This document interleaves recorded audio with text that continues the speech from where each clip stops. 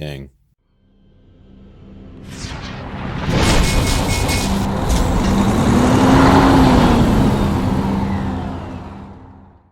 Good morning, KILR Kommunity.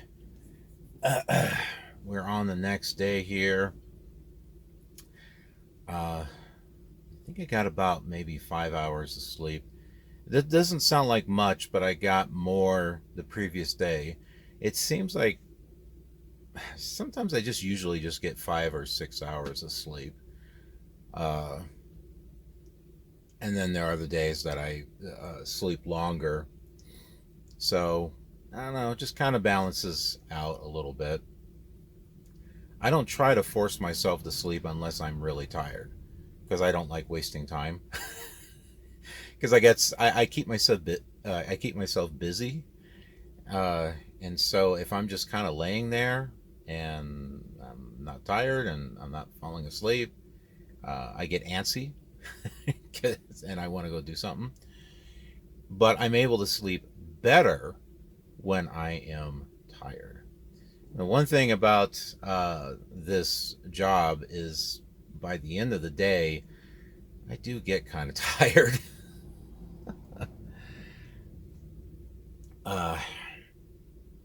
Just from, everything that needs to be done, whether it's preparing to get a load and, hook up trailers and all that, or just driving most of the day, which is what we're going to be doing today. We're going to be driving most of the day because we still won't get to Washington. Remember, we got 2 stops here. So we're going all the way to Coeur d'Alene. I'm sure someone will correct me, or I'll look it up and find out what the real pronunciation is. That is our final destination, but there's a stop in between Clarkston, and we won't get to either one today, because it's going to take us about 5.5 hours to 6 hours, depending on traffic, to get from here to the fuel stop. And then there is more time because there's not going to be a direct route to Clarkston. There's not a truck route that goes directly there. So we have to kind of come at an angle like this, like that. So we'll basically shut down at another rest stop. Because again, it's just easy, and I don't mean just the parking, but it's easy to pull in and pull out. I kind of think of it, like a NASCAR race, where when someone needs to make a pit stop, they just kind of pull over and and then off they go. Although our lasts about 10 hours. Or 30 minutes. It depends upon if you're taking your 30-minute break or your 10-hour daily reset. But yeah, it's just I just find it easier, and it's a bit more quieter here. But the truck stops, I would say with the truck stops, I would stay there if kind of like St. George. If we go and make a delivery and there's not much more we can do that night, then I'll go to a truck stop because there'll be one nearby. Or if I'm going to be on a 34-hour reset, which in 2 to 3 days, I might be on my 34-hour reset.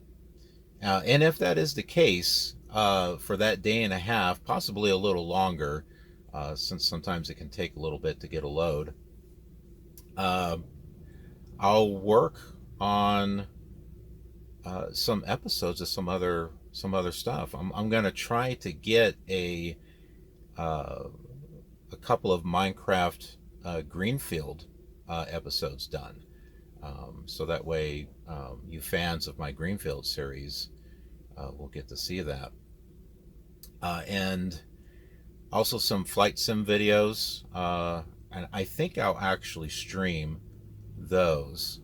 So I wouldn't mind doing a stream on Twitch and doing another stream on YouTube. So don't worry, I'll take care of you.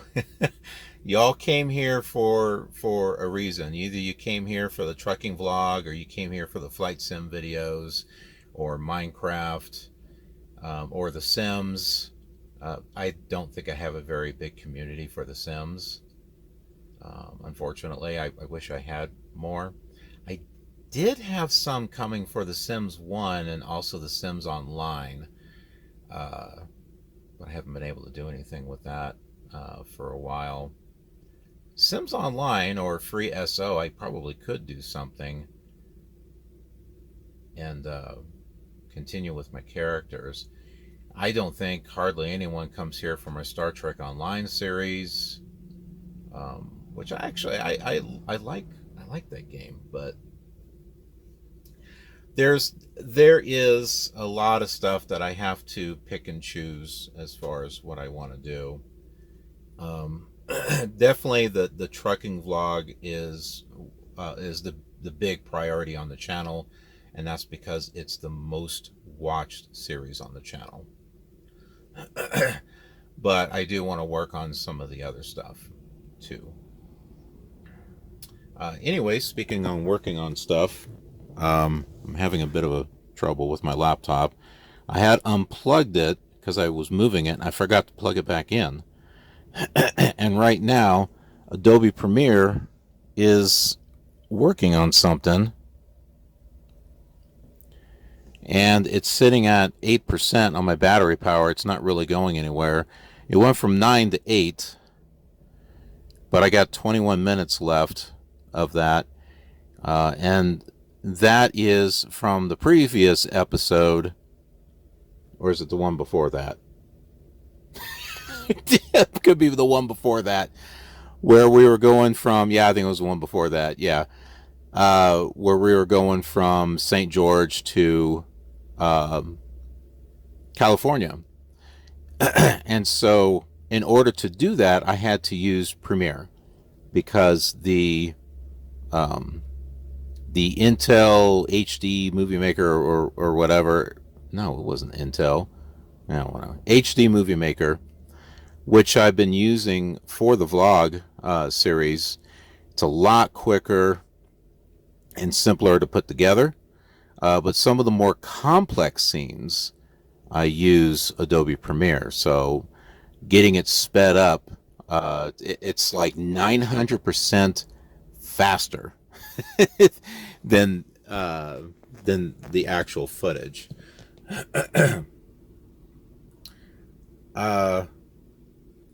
And I'm curious about a couple of things. One, would you be interested in a live stream of an actual drive, like one of my drives from one location to another? Let me know. That I can actually stream. All I need to do, I mean, I've already got the camera on the dash. You know, I don't have to touch it or anything. Before I leave, basically start the stream and then just go. As far as sound, I can have sound recording from the webcam. It won't be the greatest, but I can use it.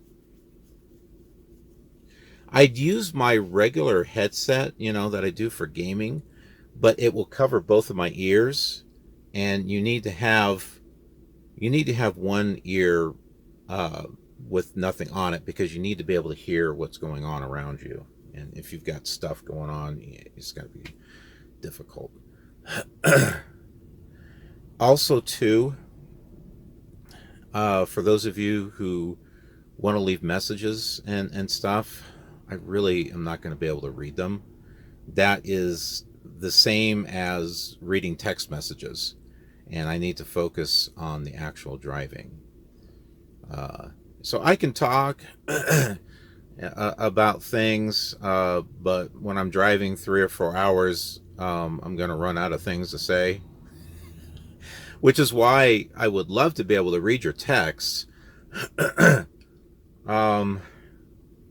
I know there are ways where the text can be read aloud, and I haven't had much success with that. But if I can get that working, where the audio from the laptop will say something, hopefully I'll hear it, then I can respond to it because I'm hearing it, and then I can respond. I don't have to take my eyes off the road and read anything. So, but let me know if you'd be interested in that. I mean, it would be a long stream, 3 to 4 hours. I don't know if it would be entirely exciting. But then again, I've had people, my flight sim fans, they stick with me for 3 or 4 hours watching a flight. So I don't know. Maybe you guys would like it. I wouldn't be able to stream all the time because I'll wind up using all of my internet usage for my Wi-Fi hotspot, and I don't want to use that all up when I can be doing streams on Flight Simulator or Truck Simulator or whatnot. But I'm just curious of how many out there would like to see something like that. Another thing that I can do is I can take the footage and post it up on YouTube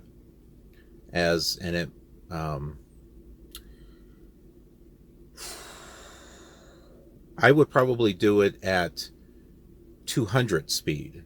100 would be like normal speed. So I probably would do it at 200. Now, why would that be? Again, if it's like a 4 or 5 hour drive, 200 speed would cut that in half.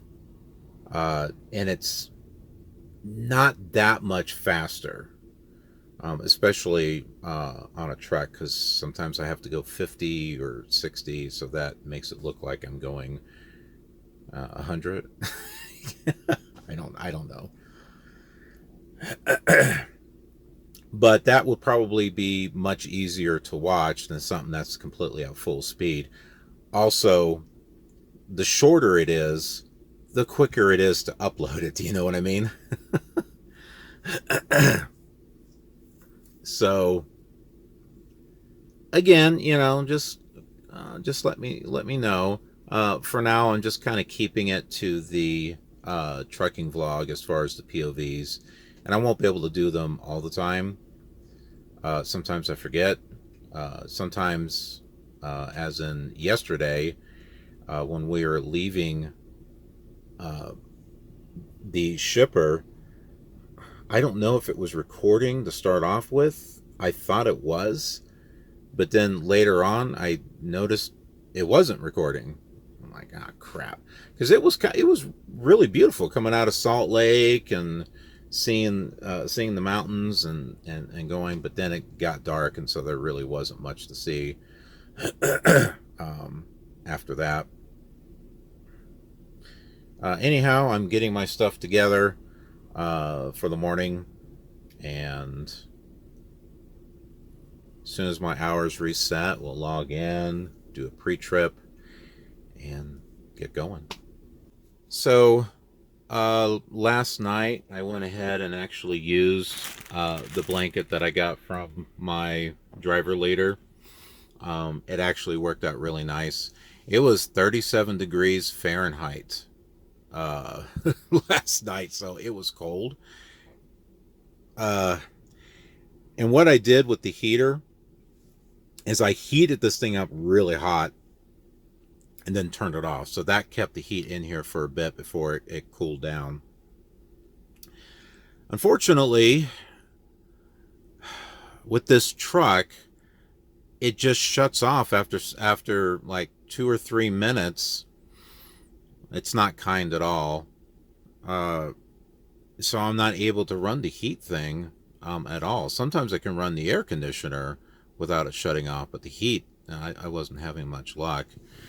And this device right here, let me turn this light on. See, it's not dangling anymore. This right here it's supposed to be the bunk heater. Oh, now it comes on. Uh-oh. Heater stopped. Maintenance required. Well, no wonder it's not working. Well, maybe it... No, enabled. Okay, I swear that was not working. Because I was pushing it, and it wasn't turning on. Now it is. It figures. It's like, look, folks, this doesn't work. Is it because I turned that light on? I don't know. Oh, my word. It's a sign of what's coming on today.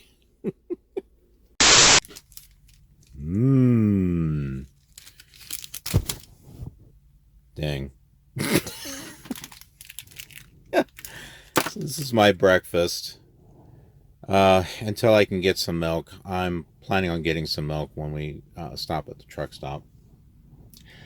Also, I can pull this up here. I started to get smart. And, well, you can't really see it. No, you can. I got bags, and I put my cans and stuff in the bags. That should hold it a little better than before. I'm still working on getting things organized to where I have, bowls and cooking utensils and stuff in one area, and like cans, boxes, all that other stuff. Something else I'm going to be doing, I've been wanting to use my toaster oven, but like the plastic bowl that I've got and the containers, they would melt. But I started thinking, frozen dinners, you can heat those in an oven, which I prefer. I prefer to have those in an oven. It makes them better. So since you can do that and they don't melt, I can use those same containers in a toaster oven. So I'll be able to like make like soup and cook up vegetables and have a proper meal. And then I got spaghetti and spaghetti sauce. I've been wanting to make something with that. And then, of course, I've got the storage containers where I can store stuff, put it here in my refrigerator. And it makes it, easier for the next time because I can pull out the leftovers and have it another day. But I've been really good. When I was with my mentor, I didn't have room to really put my own food and stuff. And, we were going to fast food. But now that I got room to put my own stuff, I haven't gotten any fast food.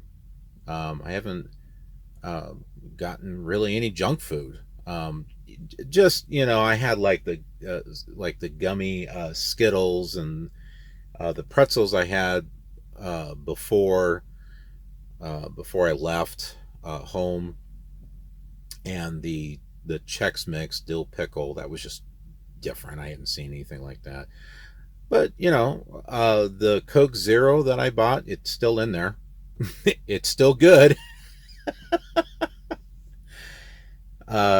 Yeah, but I've just been speaking. I've been sticking with my juices and water, lots of water. I wish we could see more of the area, but yeah, it's still going to be dark.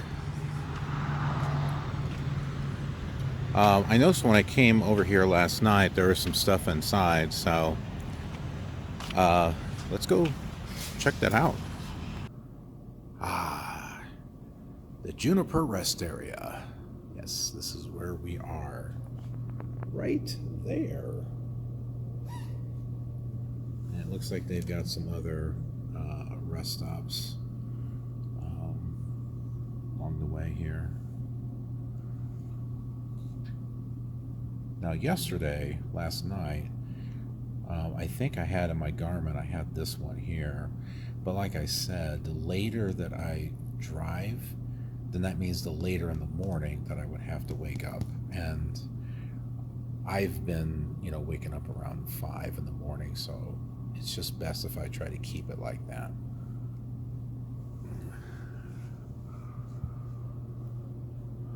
Your safety, your mobility, your economic opportunity.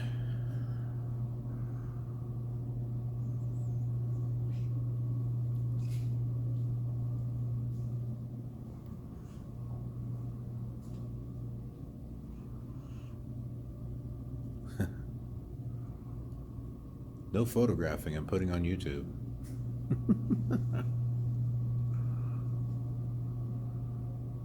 Welcome to Idaho, the state of spuds.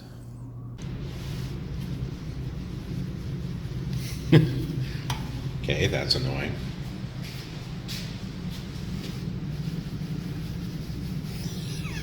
That's annoying too, especially when there's no paper towels. Hey, I came up with something smart, I guess. When brushing your teeth, you may notice that, this gets wet and stuff, right?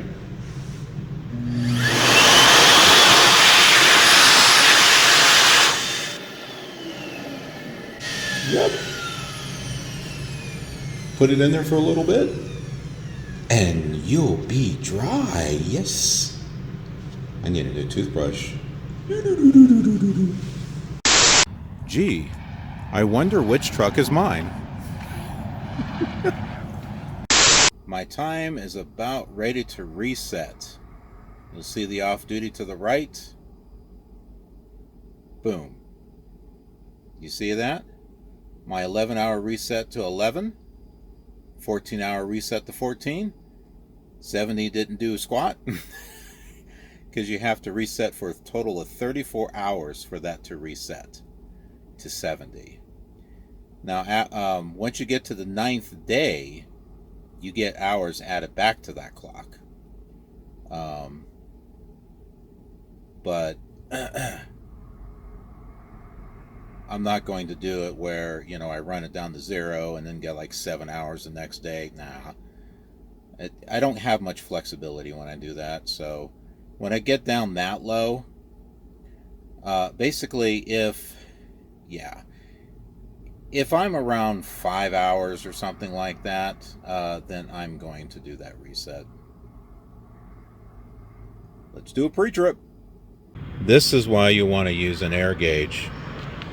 My driver's side tire was fine, but this, I can focus on it. Okay, maybe not. It's at 80. And the other one is 110.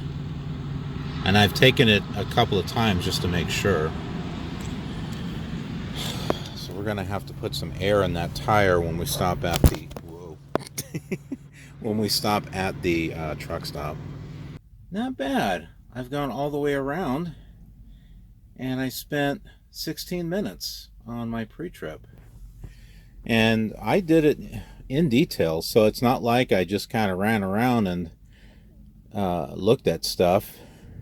I mean, I thoroughly checked everything. Both sides, I climbed underneath, checked the fifth wheel, checked the brake lines, checked the tires. I did all of that, went all the way around the trailer, and I got it done in 16 minutes. Not bad. That's not bad at all. And I hear something for you. I know you might be tempted to just like, nah, I don't want to, deal with it, or I did it yesterday, or you only do partial trip. Remember, with Swift, people like to pick on Swift, whether it's on YouTube or in real life. There are going to be some jerks out there that are going to mess with your truck. They could easily pull your fifth wheel release arm, pull your tandem release arm, anything. Be sure you go around and check your truck. Don't assume that everything is okay, because you never know if someone has actually messed with your truck. So seriously, go around and check everything. It's not going to take you long, really. I mean, technically you have to have at least 15 minutes for your pre-trip and your electronic log. So you take an extra 5 minutes after that. It's not going to kill you. If you're going to be late to your delivery because of 5 minutes, you didn't plan very well. Okay? Take that extra 5+ minutes, do a full pre-trip. I'd hate for some of you to get, any of you to get into an accident that would cripple you or take your life away because some jerk out there decided to pull a prank on you, on your tractor, your trailer. And I mean, go all the way around. Make sure your enforcer lock is still there. Make sure the seal is still intact.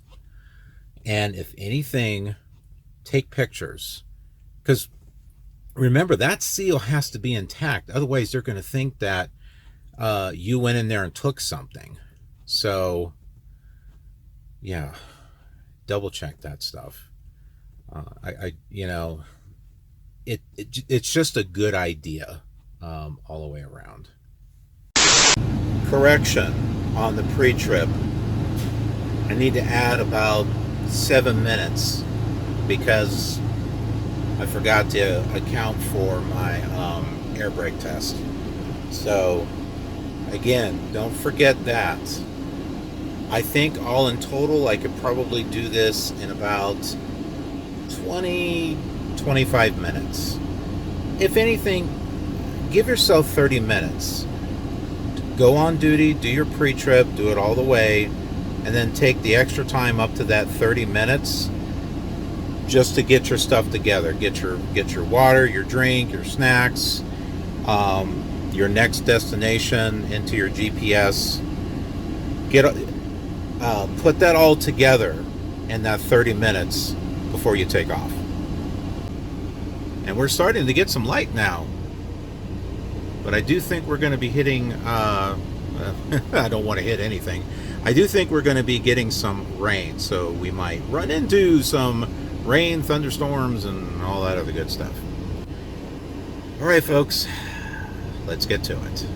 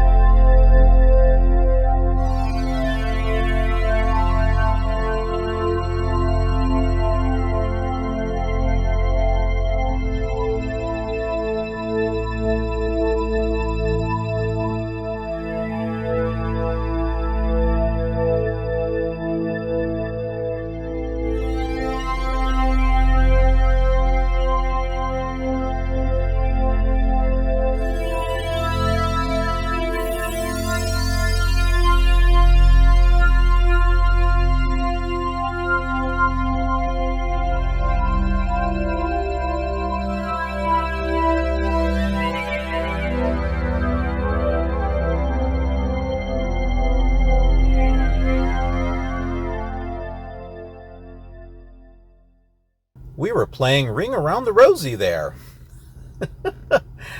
I did not think it was in the other direction. I mean, it's supposed to be exit 54. And I had put it up on Google Maps because I couldn't pull it up on the Zonar and I couldn't pull it up on the Garmin. Imagine that. So I had it up on Google Maps. Well, for some reason, it had backed out of giving me directions. So when I realized it had done that and I turned it on, it started routing me back back to the exit. So, but we're here, so let's go ahead and fill up.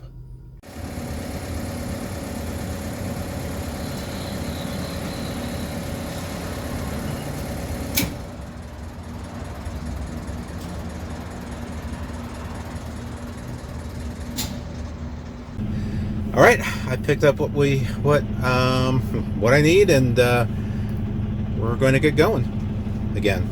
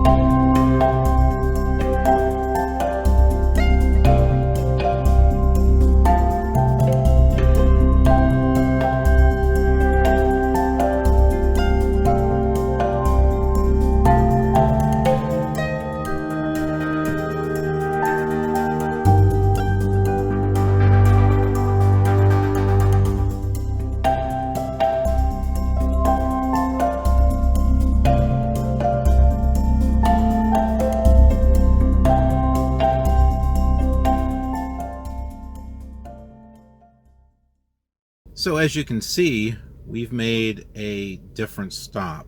We're right across the border of Oregon.